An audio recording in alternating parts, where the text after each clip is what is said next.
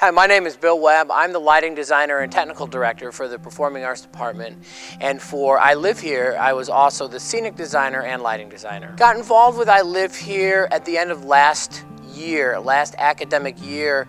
Lauren Kearns and I talked a little bit about the project, or about what were we going to do next. We had just come off a collaboration on another piece of dance, and we had discussed, well, what do we want to do next? And then when it got around August and September, we started to really get involved in this project and discussing the possibilities.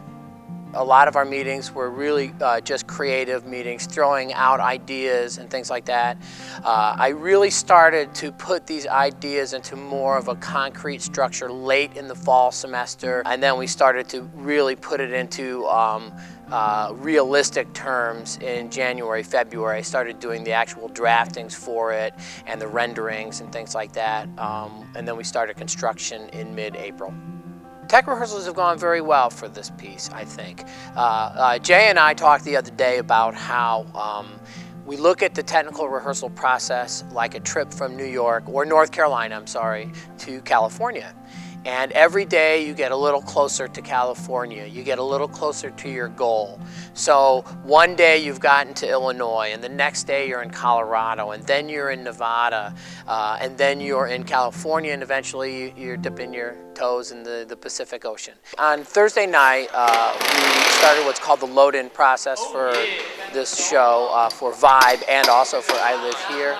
And it's a very challenging process for us because we have an enormous amount of work to do in a very short amount of time, and we're not allowed to use the facility or be in the facility based on a music department event until approximately 10 p.m. on Thursday night. So we began the load-in of I Live Here and Vibe, the dance concert, on Thursday night at around 10 o'clock, and we finished about 6:30 in the morning on Friday morning. And at that time, some of the lighting designers for the concert began to come in and work at the lighting console, programming in their cues. A lot of that time I spent on installing the scenery for I Live Here. On top of that, there is the complete lighting hang for the concert, and we have to do the focus for the concert, focus of all the lighting units. We lay the dance floor down and stomp it out and smooth it out. And it's a lengthy process.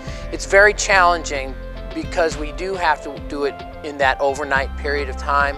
And I'm not going to lie that at points in time that can be frustrating. I thought everything went pretty smoothly. There were definitely points where we made some mistakes, and I attribute that honestly to being tired, having worked the day before all day. But ultimately, to me, a successful load-in or successful work in the theater is always about safety, and if nobody got hurt, it was successful.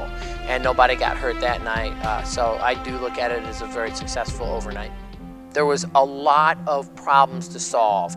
When you deal with all this multimedia, you have to see what works and what doesn't work. Some of the images that were generated didn't really work ultimately when we got in the space. When you sit in the theater and you look at all of this stuff happening in real time, in real life, not all of it works. I know one of the things that was a surprise for us is that the screen we originally built that holds the IMAG images, it was too small. So we see it one night, we realize, oh, that screen is too small. We're going to have to come up with a solution. We're going to have to troubleshoot this. What do? We came in the next morning, we built a new screen for it. Put that up in the air, and then it was correct for that next night's rehearsal. But these are problems that you always, no matter what your production is, you're always going to have problems to solve during this process. And the best thing you can do is stay positive, be creative and collaborative, and just be a problem solver. This has been a truly remarkable experience.